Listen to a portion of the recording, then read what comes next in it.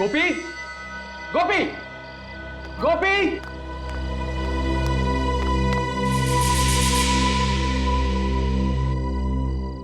गोपी, गोपी।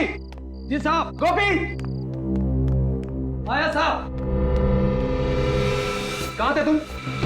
तुम्हें पता है ना कि रोज रात को खाना खाने के बाद मुझे चाय चाहिए होती। जी सर, लाया। जल्दी लेकर आ।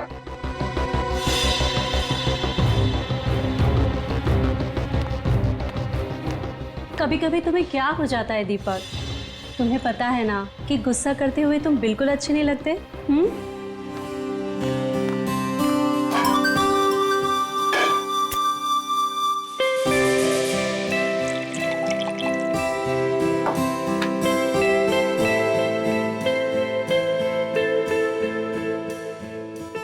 दीपक, कल सुबह इगतपुरी जाने का मेरा कोई मूड नहीं है। माँ डार्लिंग, मूड तो हम लोग बनाने जा रहे हैं ना, तो मूड तो वहाँ जाकर बन ही जाएगा। क्या बात है, बड़े रोमांटिक हो रहे हो। अरे यही तो उम्र है रोमांटिक होने की। गोपी, गोपी। जी मैम साहब। गोपी, चाय के साथ थोड़ी सी बिस्किट भी ले आना। जी मैम साहब।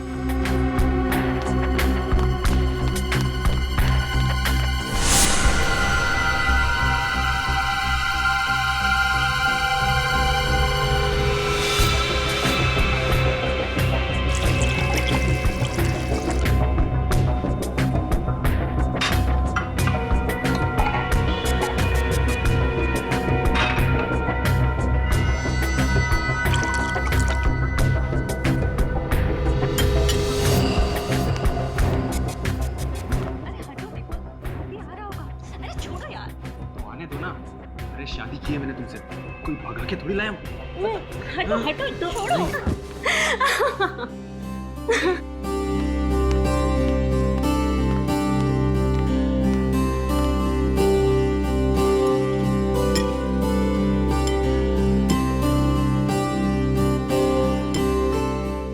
गोपी, तुम्हारी इलायची वाली चाय का तो कोई जवाब ही नहीं, और तुम्हारी जैसी चाय ना दुनिया में कोई नहीं बना सकता।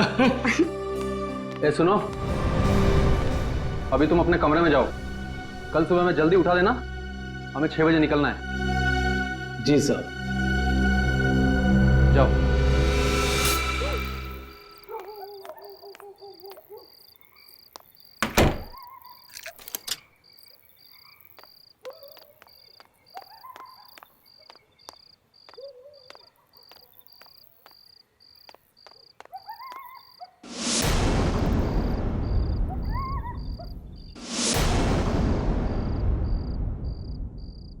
दीपक, हेमा, दीपक, दीपक, दीपक रेडी?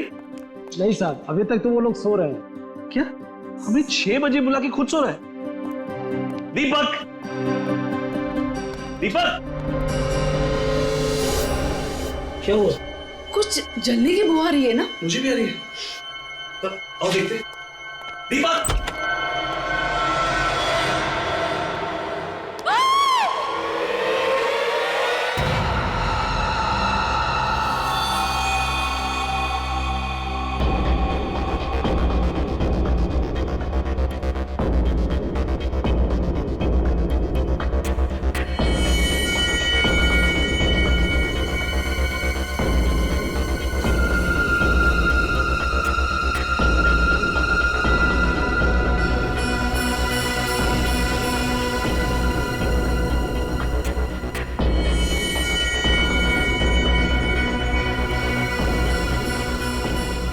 निखिल, सर। जरा उस सर्वेंट गोपी को बुलाओ। सर।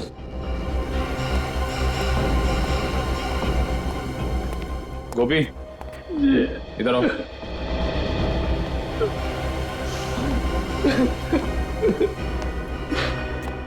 सुनो, जरा अंदर चलो। सर।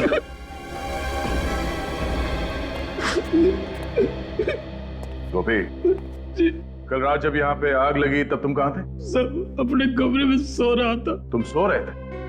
तुम्हारे साहब और मेम साहब यहाँ पे चीख रहे थे, चिल्ला रहे थे और तुम खर्राटे मार रहे थे। ऐसी कौन सी नींद है तुम्हारी जो इनके चीखने पे या आग के धुएं से नहीं खुली? अरे नहीं सर, हमारा कमरा नीचे है ना, वहां धुआं नहीं पहुंचा, इसलिए। मगर चीखे तो पहुंची होंगी ना? कान में रुई डाल के सो रहे थे क्या? अरे नहीं साहब, चीखे नहीं सुनाई थी, नहीं भाग के ना तुमने साहब को बचाता ना, वो तो थोड़ी सी पी।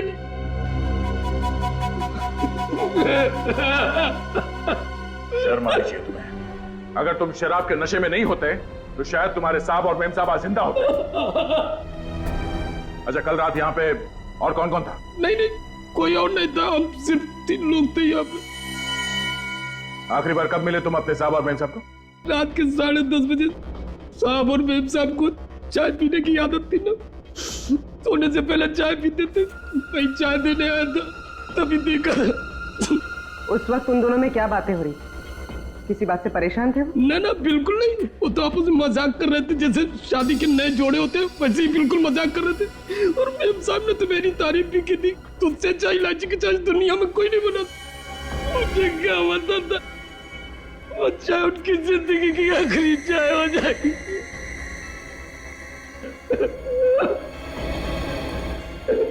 कमाल है, इस कमरे में आग लगी पर पलंग और गद्दे के अलावा यहाँ पे और कुछ नहीं जला।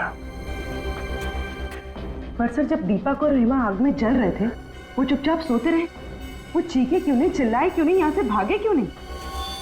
फिर कहीं ऐसा तो नहीं कि पहले दोनों को मार के बेड पे सुला दिया और बाद में आग लगा दी? अब ये तो डॉक्टर सालोंके ही बताएंगे कि मार के सुलाया है या सुला के मारा है।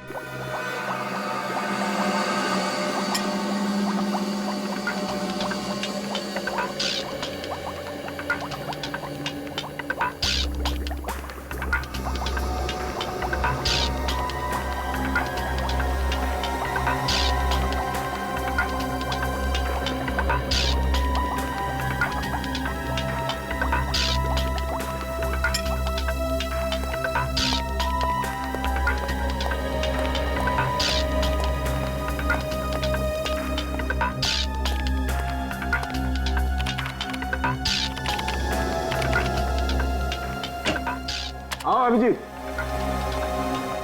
भाई, तुम लोगों का अंदाजा एकदम सही था। ये दीपक और हेमा वाकई इस हालत में नहीं थे कि अपने आप को आग से बचा सके। मतलब दोनों जख्मी थे? नहीं ब्रेडी, जख्मी तो कतई नहीं थे, क्योंकि ना तो इन दोनों के शरीर पर गोली का निशान था, ना किसी चाकू का निशान था, और ना ही किसी और तरीके की चोट का निशान था। तो फिर इन्होंने अपने आप को बचाने की कोशिश क्यों नहीं की? गैरी हैथर की वजह से। गैरी हैथर? ये क्या है डॉक्टर साहब? पूर्वी एक किस्म का केमिकल होता है जो अधिकतर एनेस्थीसिया या बेहोश करने की दवाइयों में मिलाया जाता है, और वही गैरी हैथर मुझे इन लोगों की चाय में मिला। ओह, तो जब आग लगी थी तो दोनों बेहोश थे? बिल्कुल, इसलिए बेचारे ना तो चिल्ला सके और ना ही भाग सके। हाँ, आओ बताता हूं।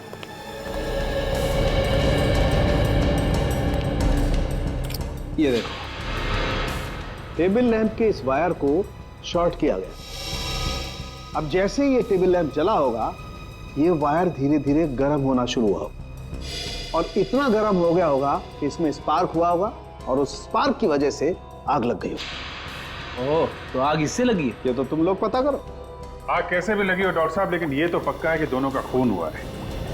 एक मर्डर है। खूनी को मालूम था कि दोनों रात में सोने से पहले चाय पीते, इसलिए चाय में उसने बेहोशी की दवा मिला दी और दोनों को बेहोश कर दिया। कुछ देर के बाद शॉर्ट सर्किट हुआ और आग लग गई। सर, घर का नौकर गोपी कह रहा था कि रात को 10:30 बजे चाय देने के बाद वो अपने कमरे में सोने चला गया था। रात को मेन गेट उसी ने बंद किया और फिर सुबह उसी ने खोला। सर, तो कहीं ये सब गोपी ने तो नहीं किया? हो सकता है। मुझे लग रहा है कि ये काम अकेले गोपी के बस का नहीं है, कोई और भी है जो इसके साथ मिला हुआ है। पहले एक काम करते हैं, दीपक और हेमा, इनकी पूरी डिटेल्स निकालते हैं, इनकी पूरी हिस्ट्री।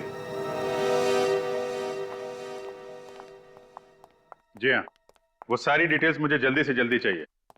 Thank you sir. ये रही दीपक की जन्म कुंडली। Very good. पिछले 6 महीनों में उस पर 2 बार हमला हो चुका है, पर किस्मत से वो दोनों बार बच निकला। और दोनों बार जब इस पे हमला हुआ तो ये मीटिंग के लिए अकेला जा रहा था। सर अगर ये कोई बिजनेस से रिलेटेड दुश्मनी होती फिर तो उसे दीपक के पार्टनर मनीष को भी अपना निशाना बनाना चाहिए था। सिर्फ दीपक ही क्यों? वही तो हैरानी की बात है सर, ये दीपक और मनीष हमेशा साथ साथ जाते थे मीटिंग करने के लिए, पर जिन 2 दिनों में दीपक पे हमला हुआ 7 मार्च और 14 मई को, तब मनीष उसके साथ नहीं था। मनीष कैसे साथ होता? दीपक की मौत से सबसे ज्यादा फायदा होगा मनीष को, और दीपक के घर बिना रोक टोक कौन आ जा सकता है? मनीष। दीपक सोने से पहले चाय पीता था, यह बात किसको मालूम होगी? गोपी और मनीष को। सर दीपक मेरा बिजनेस पार्टनर ही नहीं बल्कि मेरा दोस्त था। दोस्त नहीं बल्कि मेरे भाई जैसा था। अगर दीपक तुम्हें इतना ही प्यारा था तो उसका खून क्यों करवाया तुमने? क्या कह रहे हैं आप? मैं दीपक को क्यों मरवाऊंगा? 7 मार्च और 14 मई को जब दीपक मीटिंग्स के लिए जा रहा था तब उस पे जानलेवा हमले हुए थे या नहीं? जी हुए थे। और दीपक के साथ तुम हर मीटिंग में जाया करते थे। जी। तो फिर इन 2 मीटिंग्स में तुम दीपक के साथ क्यों नहीं गए? शायद मेरी किस्मत अच्छी रही। तुम्हारी किस्मत अच्छी नहीं थी, बल्कि ये दोनों हमले तुम्ही ने करवाए। लेकिन सर मैं ऐसा क्यों करवाऊंगा? क्योंकि दीपक के मरने से सबसे ज्यादा फायदा तुम्हें होने वाला। ये सारा बिजनेस तुम्हें मिल जाता, तुम इसके अकेले मालिक बन जाते। वो तो दीपक नहीं मरता तब भी मैं मालिक बन जाता। क्या मतलब? देखिए दीपक इस बिजनेस से परेशान हो चुका था और उसने ये बिजनेस छोड़ने का फैसला कर लिया था। क्यों? आइए मेरे साथ।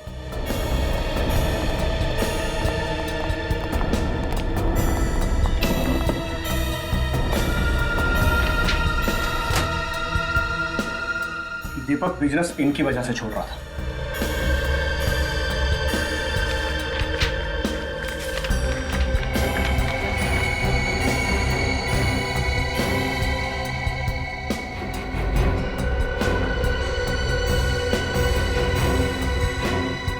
ये तो धमकी भरी चिट्ठियां है।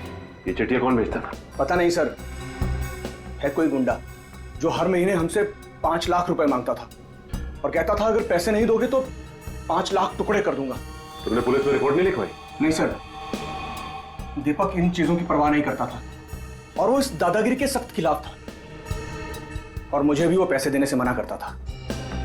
ये चिट्ठियां आती कैसे थी? कभी गाड़ी के कांच पर लगी हुई मिलती थी तो कभी ऑफिस के दरवाजे के नीचे मिलती थी। अरे साहब आप लोग ये क्या कह रहे हैं? साहब की चाय में बेहोशी की दवा क्यों मिलाऊंगा आखिर में? ताकि दीपक और हेमा सोते रहे, कमरे में लगी आग से वो खुद को बचा ना पाए। इतनी घिनौनी हरकत तुम सपने में भी नहीं कर सकते। और साहब के साथ नमक हरामी करने से पहले हम अपनी जान न दे देते। समझ कर रखे आप लोग। देख, ये सब बातें किताबों में अच्छी लगती हैं, और सच तो ये है थोड़े से पैसे के चक्कर में तेरा ईमान टकमका गया। तूने अपने साहब और मेन साहब की जान ले ली, समझा? अरे झूठे साहब, ये झूठे। किसने दिए थे तुम्हें पैसे ये सब करने के लिए, बताओ? किसी ने नहीं दिए सब। तो फिर तुमने चाय में वो नशे की दवाई क्यों मिलाई? हाँ, लैम्प के साथ छेड़खानी क्यों की तुमने? बोलो, शॉर्ट सर्किट क्यों किया? उस लैम्प को मैं क्या छूऊंगा? मैं कैसे छेड़खानी कर सकता हूँ उसको? मुझे तो वो बाथरूम का जो पानी गर्म करने वाला होता वो भी चलाना नहीं आता, तो इसको क्या छूऊंगा सर? इस घर में सिर्फ 3 लोग रहते, दीपक, हेमा और तुम, जिनमें से 2 मर चुके हैं, तो बचे सिर्फ तुम। नहीं, कल एक आदमी और आया था, उसने लैब के साथ छेड़खानी की होगी, उसने छुआ होगा। कौन आया था? वो बिजली वाली दुकान में जो होता है ना, क्या कहते हैं? इलेक्ट्रिशियन वाला। हाँ, इलेक्ट्रिशियन। कितने बजे आया था? 7, 7:30 बजे। किस लिए आया था? वो बोला था कि हाँ, साहब के कमरे का एसी ठीक करना। अच्छा, तुमने बुलाया था उसे? नहीं, मैंने नहीं बुलाया था। तो फिर किसने बुलाया? साहब ने बुलाया होगा। तुमने उसे यहाँ से बाहर जाते हुए देखा? नहीं साहब, वो उस समय तुम्हें किचन में था, कब चला गया पता ही नहीं चला। इसका मतलब सर वो इसी घर में कहीं छुपा हुआ था। हाँ, और उसी ने मौका मिलते चाय में नशीली दवाई मिलाई और स्लैम का शॉर्ट सर्किट कर दिया। मिल गया। 59 गीता मार्ग, बलवंत नगर। हाँ सर, इस एड्रेस पर कल हमारा इलेक्ट्रिशियन भोपाल गया था सर। गोपाल को बुलाओ। मगर आज तो वो काम पर आया नहीं सर। तो फोन करके जल्दी बुलाओ उसे, जरूरी बात करनी है। सर मैं सुबह से कई बार ट्राई कर चुका हूँ, लेकिन उसका फोन स्विच ऑफ आ रहा है। लगता है उस बेचारे की तबीयत ठीक नहीं है। बेचारा? कोई बेचारा बेचारा नहीं है वो। दो फोन किया उसने। क्या खून? सर, मैंने तो उसे 3 दिन पहले काम पर रखा था सर। इस चक्कर में मैं तो नहीं फंस जाऊंगा ना? उम्मीद करो कि ये गोपाल जल्दी मिल जाए, वरना फंस भी सकते हो। तुम्हारे पास उसकी कोई फोटो वोटो है? वाह, बिना फोटो या बिना आई कार्ड के तुमने किसी को भी ऐसे ही काम पे रख लिया? नहीं सर, मैंने तो आईडी कार्ड मांगा था। उसने कहा कि गांव में भूल गया हूँ, अगले हफ्ते उसका भाई आया तो लेके आएगा। उसका चेहरा तो याद है ना तुम्हें? हाँ सर, बहुत अच्छी तरह। उसका स्केच बनवाओ हमारे लिए। पता तो चलिए गोपाल कहाँ कहाँ शॉर्ट सर्किट करता फिर रहा है।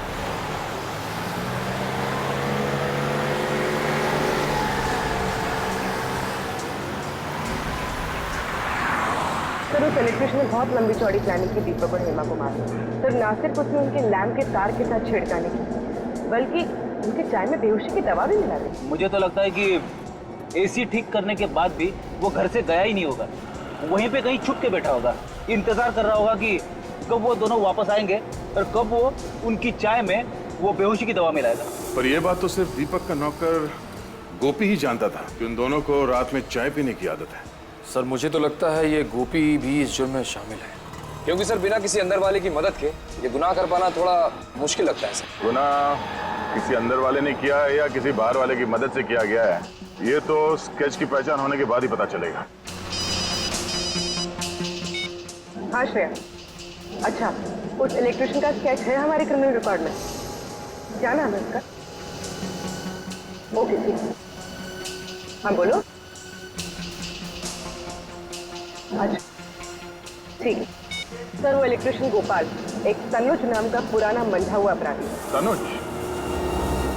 और वो धमकी भरे खत, उसका कुछ पता चला? हाँ सर, उन पे लगे हुए इंग्लिश के निशान बताते कि वो रंगा नाम के मुजरिम थे। सर इस रंगा का भी पुराना रिकॉर्ड है, बिल्डर्स बिजनेसमैन वगैरह को धमका के पैसे लेते। तब ये तनुज रंगा के लिए काम कर रहा है। और सर रंगा ने शायद उन दोनों को इसीलिए मरवा दिया क्योंकि दीपक ने उसे पैसे देने से इनकार कर दिया। लेकिन सर हम इस रंगा तक पहुंचेंगे कैसे, क्योंकि हमारे पास इसका कुछ अता पता भी नहीं है। निखिल, चूहे को बिल से बाहर निकालने का सबसे अच्छा तरीका क्या है जानते हो? क्या है सर? चूहे के बिल के बाहर रोटी का टुकड़ा फेंको और आराम से बैठ के तमाशा देखो।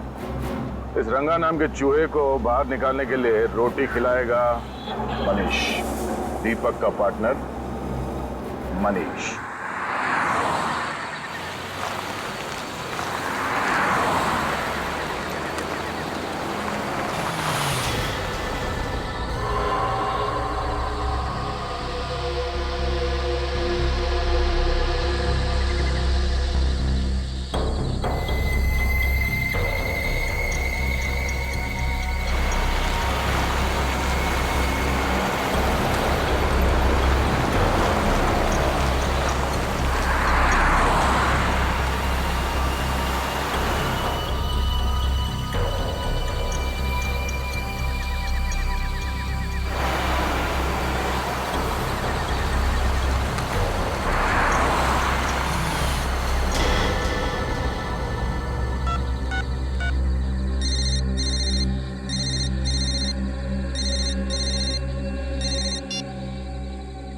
शाबाश, अच्छा हुआ जो तू खुद ब खुद आया। तेरे सिर पे रंगा का हाथ है, अब तेरा कोई बाल भी बाका नहीं कर सकता। पूरे पैसे लाया ना? हाँ पूरे हैं, चाहे तो गिन लीजिए। हमें अपने क्लाइंट पर पूरा भरोसा होता है, तू कम पैसे देने की गलती कभी नहीं करेगा। अच्छा एक काम कर, बाहर निकल, ब्रीफ केस सड़क पे छोड़ और जा। ठीक है।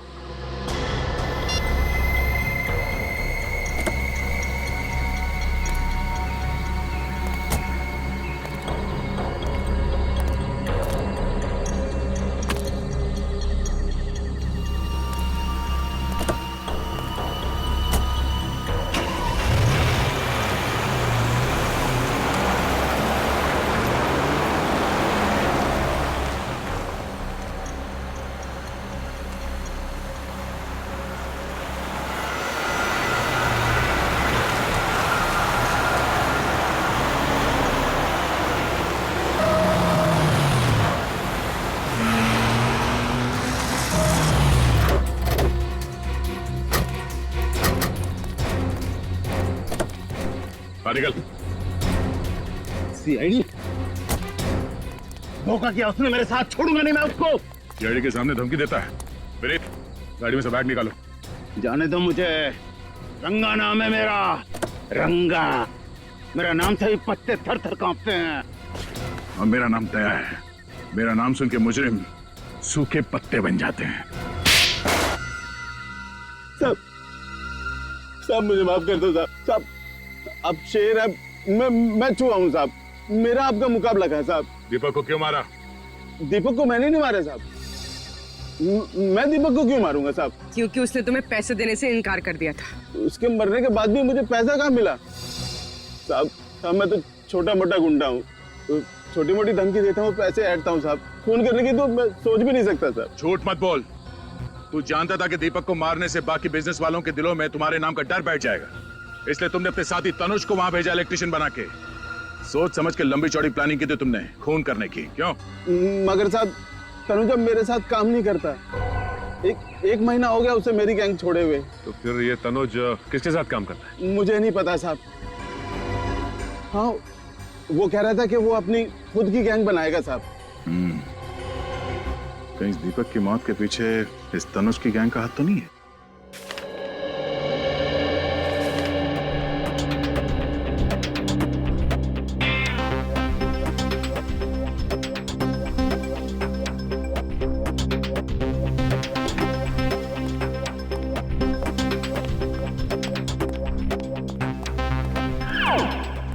सर,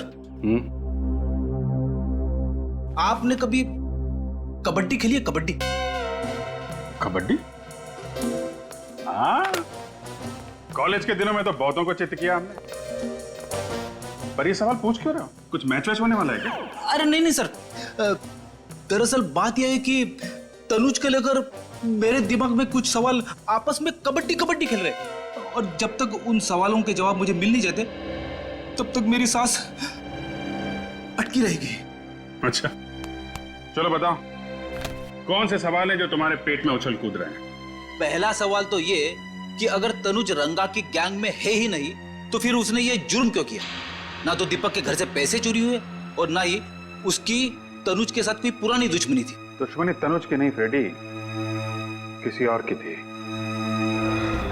कोई तो है जिसे दीपक की मौत से बहुत बड़ा फायदा पहुंचने वाला है, उसने ये सब करवाया है। सर एक अजीब सी बात पता चली। हाँ? क्या बात? सब परसों हाईवे नंबर 47 पे एक एक्सीडेंट हुआ था किसी नरेश का। उसमें भी हस्बैंड और वाइफ दोनों जलकर मर गए थे। अच्छा, उनका इस केस से कुछ लेना देना है? हाँ सर, 4 बातें एक जैसी इन दोनों केसेस में। पहली, नरेश की भी दीपक की तरह नई नई शादी हुई थी। दूसरी, नरेश और उसकी वाइफ दोनों ने खुद को आग से बचाने की कोशिश नहीं की। और तीसरी बात सर, उन दोनों की बॉडी में से भी वही कैरी हैथर नाम का केमिकल पाया गया जो इंसान को बेहोश कर देता है। और चौथी बात? चौथी और सबसे अहम बात सर, नरेश भी दीपक की तरह अमीर सक्सेसफुल बिल्डर था। बिल्डर? हाँ। है कौन ये सिर्फ बिल्डर लोगों को ही निशाना बना रहा है? इस नरेश और उसकी बीवी की बॉडीज कहाँ हैं? सर उन दोनों की बॉडीज पुलिस मॉर्ग रूम में है। एक काम करो, बॉडीज को फोरेंसिक लैब भिजवा दो। सर नरेश कुमार, इनके घर वालों से भी मिलना पड़ेगा। हमारी तो कुछ भी समझ में नहीं आ रहा है साहब कि खूनी कौन होगा। मेरे बेटे की तो किसी से दुश्मनी भी नहीं थी साहब, किसी से दुश्मनी नहीं। और आपकी बहू प्रीति की? वो बेचारी तो यहाँ ज्यादा किसी को जानती तक नहीं थी, कनाडा में ही पली बड़ी थी। तो क्या उसने शादी के बाद यही रहने का मन बना लिया था? नहीं, बल्कि नरेश ने अपना बिजनेस छोड़ के प्रीति के साथ कनाडा जाके सेटल होने का प्लान बनाया था। यानी नरेश भी अपना बिजनेस छोड़ना चाहता था, बिल्कुल दीपक की तरह। अच्छा, ये नरेश अपना बिजनेस क्यों छोड़ना चाह रहा था? कुछ मालूम है आप लोगों को? वो हमसे बिजनेस की बातें शेयर नहीं किया करता था। तो क्या पिछले कुछ दिनों में वो परेशान था या उसे किसी तरह की धमकियां मिल रही थी? धमकियों का तो पता नहीं, लेकिन कुलभूषण की वजह से वो बहुत परेशान था। कुलभूषण की वजह से? ये कुलभूषण कौन है? वो एजेंट जो मेरे बेटे को कनाडा जाने के लिए वीजा का इंतजाम कर रहा था साहब। लाखों रुपए ऐंठ लिए उसने, लेकिन वीजा नहीं दिला पाया। ये वीजा ना दिलवा पाने पे क्या उसने आपके पैसे लौटाए? बिल्कुल नहीं, बल्कि धमकियां और देकर गया कि अगर आप दोनों सलामती चाहते तो पैसों को भूल जाओ। तो आप लोगों को पुलिस की मदद लेनी चाहिए थी ना? लेना तो चाहता था, पर डरता था कि कहीं बहू फंस न जाए। लेकिन आपकी बहू कैसे फंस सकती है? क्योंकि प्रीति ने नरेश को कुलभूषण से मिलवाया था। आपकी बहू प्रीति ने? तो क्या प्रीति कुलभूषण को पहले से जानती थी? हाँ, प्रीति कुलभूषण को बहुत अच्छे से जानती थी, बहुत पहले से। और उसने कहा था कि उसकी फैमिली का वीजा कराने में भी कुलभूषण ने उसकी मदद की थी। हम आपके बेटे और बहू की फोटो देख सकते हैं? वो दूसरे वाले घर पर है साहब। मेरे बेटे नरेश की मौत के बाद मेरा वहां पर मन नहीं लगता था साहब, इसलिए हम लोग यहाँ पर आ गए। लेकिन फिर भी साहब, मैं आज शाम तक आपको फोटो भिजवा देता हूँ। थैंक्स। लगता है हमें भी कनाडा का वीजा लेना पड़ेगा इस कुलभूषण से।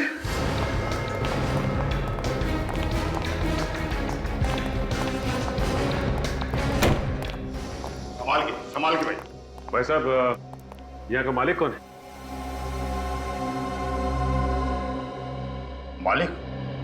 मालिक तो आपके सामने खड़ा है। तो आप हैं कुलभूषण? कुलभूषण मेरा किराएदार था जी, आज ही दुकान खाली करके चला गया। कुलभूषण चला गया? अरे चला क्या गया जी, मैंने उसे निकाल दिया। बहुत शिकायत थी उसके खिलाफ कि वो शराफत की आड़ में बहुत गैरकानूनी काम करता है।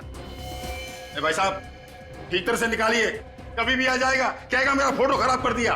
भाई साहब, ये बताइए कि आपके पास उसकी फोटो तो होगी ना? फोटो तो मेरे पास है, और मैं आपको क्यों दिखाऊं? क्यों? देखिए, हम लोग सीआईडी से, और हमें शक है कि कुलभूषण का हाथ दीपक नाम के बिल्डर के खून में भी। वो दीपक कुमार जो 2 दिन पहले अपने घर में जलकर मर गया था? जी हाँ, हम उसी की बात कर रहे हैं। एक मिनट। ये वो एग्रीमेंट है जिससे दुकान को मैंने किराए पर दिया था। मैं उससे सिग्नेचर करवाने लाया था, उसका फोटो इसमें है, देखिए।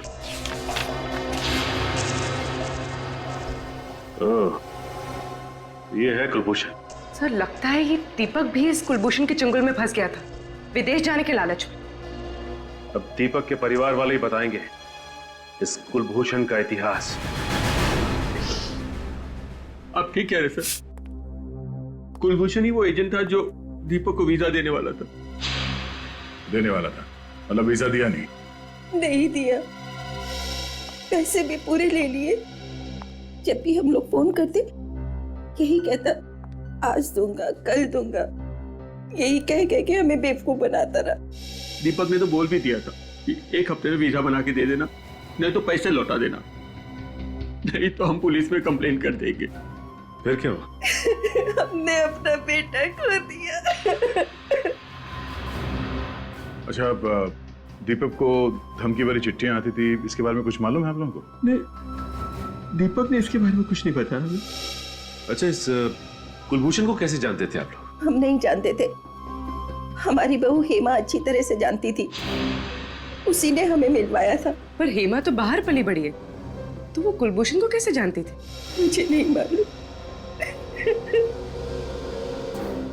नरेश को कुलभूषण से मिलवाया उसकी बीवी प्रीति ने, और दीपक को मिलवाया हेमा ने। और सर, हेमा और प्रीति दोनों ही कुलभूषण को अच्छी तरह से जानती थी, विदेश में पली बड़ी होने के बावजूद। लगता है प्रीति और हेमा दोनों का आपस में कोई ना कोई कनेक्शन है।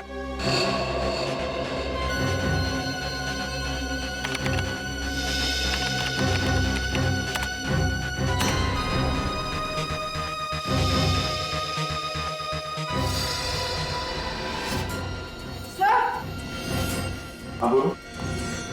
सर, ये कुलभूषण नहीं है, इसका असली नाम रणदीप है। रणदीप? ओह, ये तो पुराना पापी है। इतने सारे केसेस है इसके ऊपर, 420 के। हाँ सर, ज्यादातर घपले इसने लोगों को विदेश ले जाने का झांसा देकर किए हैं। अमेरिका, इंग्लैंड, कनाडा, ऑस्ट्रेलिया का परमानेंट वीजा दिलवाने का झूठा वादा करके ये लोगों से लाखों रुपए ऐंठता था। और इसके आखिरी 2 शिकार थे दीपक और नरेश।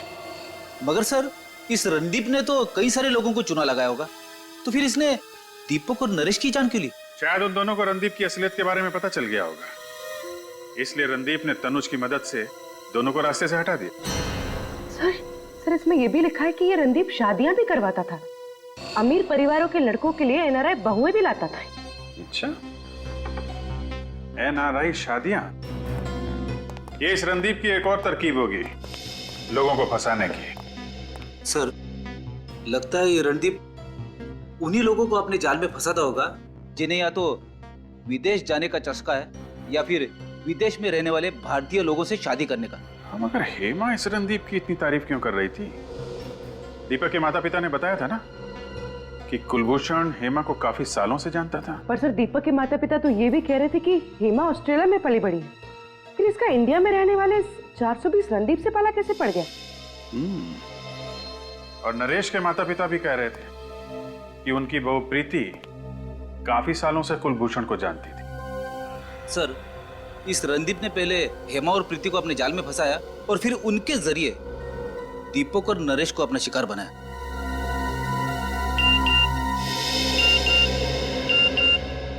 नरेश के पिता का एमएमएस, हमने उनसे प्रीति की फोटो मंगवाई थी ना, शायद वही होगा। हाँ सर, ये प्रीति है। सर ये तो हेमा है। ये इसका मतलब हेमा और प्रीति दोनों एक ही हैं। ये क्या चक्कर है?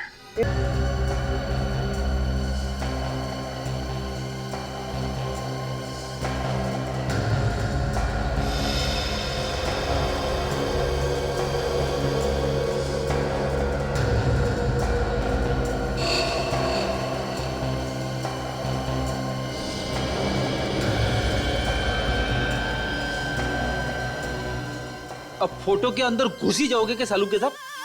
इतनी बारीकी से क्या देख रहे हो? हेमा की आंखें। नहीं तो क्या मिला कुछ आंखों में आपको? ढूंढ रहा हूं अभी जी। मैं ये पता करने की कोशिश कर रहा हूं कि हेमा को हेड्रोक्रोमिक इरिडोसाइसिलिया नाम की बीमारी थी या नहीं। हेड्रोक्रोमिक इरिडोसाइसिलिया, ये क्या होता है डॉक्टर साहब? बच्चे, एक आंखों की ऐसी बीमारी होती है जिसका अगर वक्त पर इलाज न किया जाए तो आंखों की रोशनी जाती रहती है। अरे बाप रे, ये तो बड़ी खतरनाक बीमारी है। मतलब हेमा और प्रीति को ये बीमारी थी? अभिजीत, इन दोनों लाशों के ब्लड में तो मुझे इस बीमारी के लक्षण दिखाई दिए, लेकिन इस हेमा की आंखों में मुझे इस बीमारी का जरा भी कोई लक्षण दिखाई नहीं दिया। इसका मतलब इन दोनों लाशों में हेमा नहीं है ना। हेमा की जगह किसी और को लाके जला दिया गया है। सर, अगर हेमा जिंदा है तो फिर वो गई कहां? और अगर ये लाश हेमा की नहीं है तो फिर है किसकी? सभी अस्पतालों से उन मरीजों की लिस्ट निकालो जिन्हें ये आंख वाली बीमारी थी, फिर देखते हैं उनमें से कौन कौन गायब है। पर आप लोगों को इस हेड्रोक्रोमिक इरिडोसाइसिलिया के मरीजों की लिस्ट चाहिए क्यों? केस सॉल्व करने के लिए। हम लोग सीआईडी से। ओह, एक मिनट। बहुत रेयर बीमारी है ये सर, बहुत कम लोगों को होती है। ये है उन मरीजों के नाम। तो कम से कम 50 नाम है। श्रेया, कम करो, मिसिंग पर्संस ब्यूरो की लिस्ट निकालो और देखो इन मरीजों में कोई है क्या।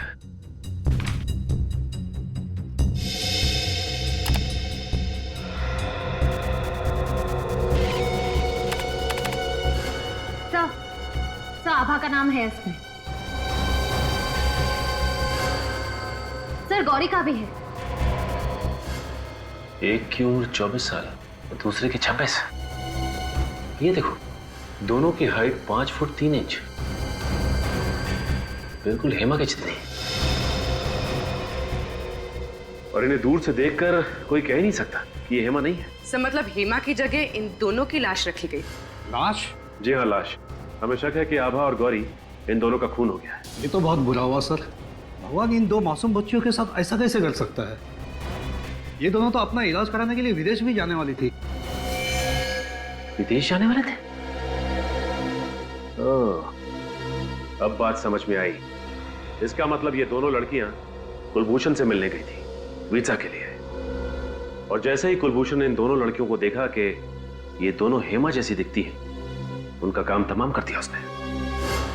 श्रेय, काम कर, जरा देखो इस लिस्ट में किसी का प्रोफाइल मैच करता है। सर,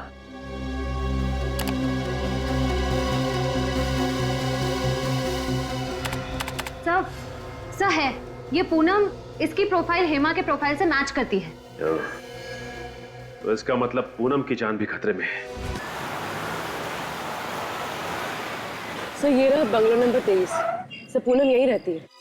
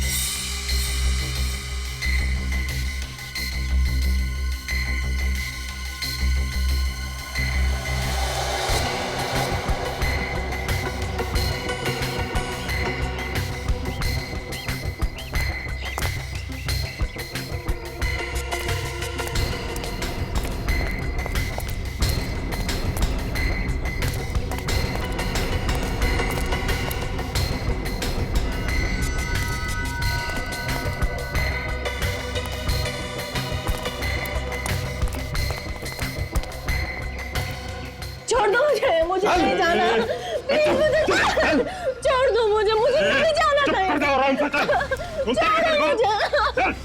छोड़ दो। तो रणदीप और तनुज है। ये तो पूनम को जबरदस्ती लेके जा रहे हैं। लगता है एक और अमीर आदमी को मारने का प्लान है। चल अंदर बैठ। जल्दी गाड़ी चला, इससे पहले को आ जाओ यहाँ पे। चल। आ जाएंगे नहीं, आ गए।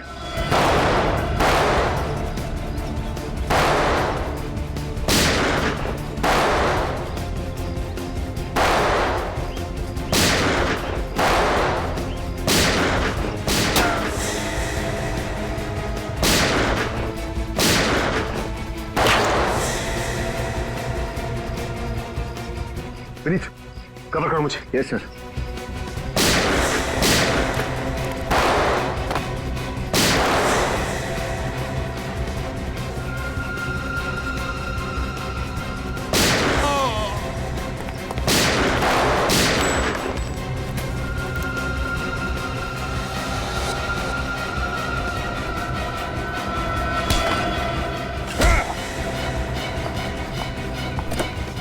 तुम ठीक तो हो ना? हाँ मैं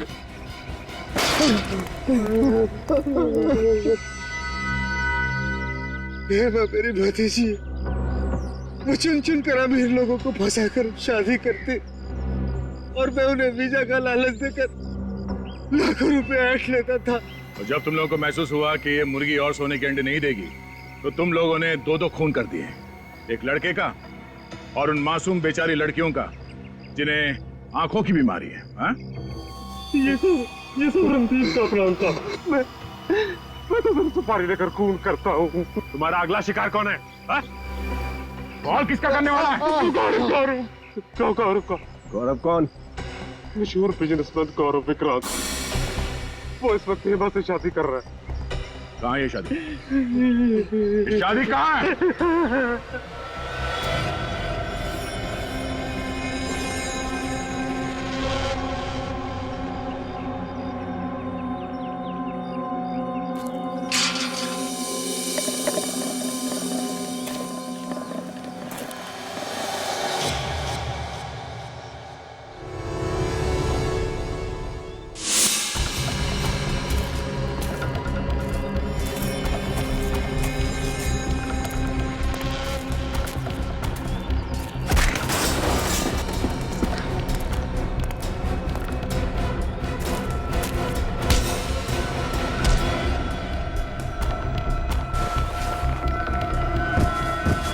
जिस पल का मुझे बहुत दिनों से इंतजार था, आज वो पल आ गया है तनिषा। तुम्हें पता है, तुमसे शादी करना मेरी जिंदगी का सबसे अहम फैसला है। गलत। गलत? सबसे सही फैसला तो ब्राजील जाने का है ना गौरव? गौरव ब्राजील जाए या ना जाए, तुम जरूर जाओगी जेल।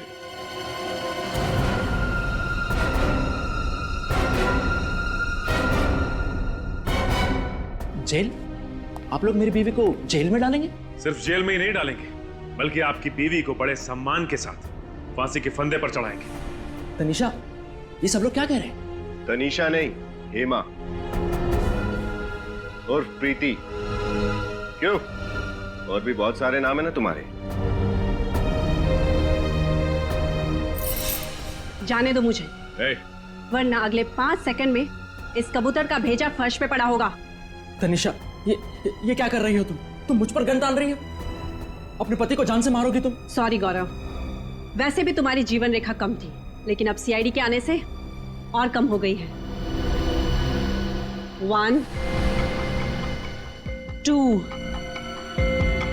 3 4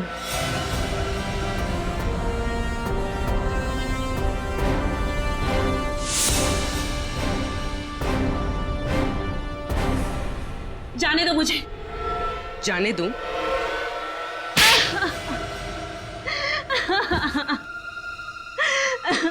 हम जानबूझकर वही परिवार ढूंढते जिन्हें एनआरआई बहू चाहिए थी, और फिर उन परिवारों का विश्वास जीतकर उनके साथ विश्वासघात करते हो तुम लोग। मैं चाचा जी को कुलभूषण बनाकर अपने ससुराल वालों से मिलवाती और खुद एक अच्छी बहू बनने का नाटक करती रहती। शादी जैसे पवित्र बंधन का गलत इस्तेमाल करके तुमने बहुत ही भयानक गुनाह किया है। तुम्हें तो फांसी ही होगी।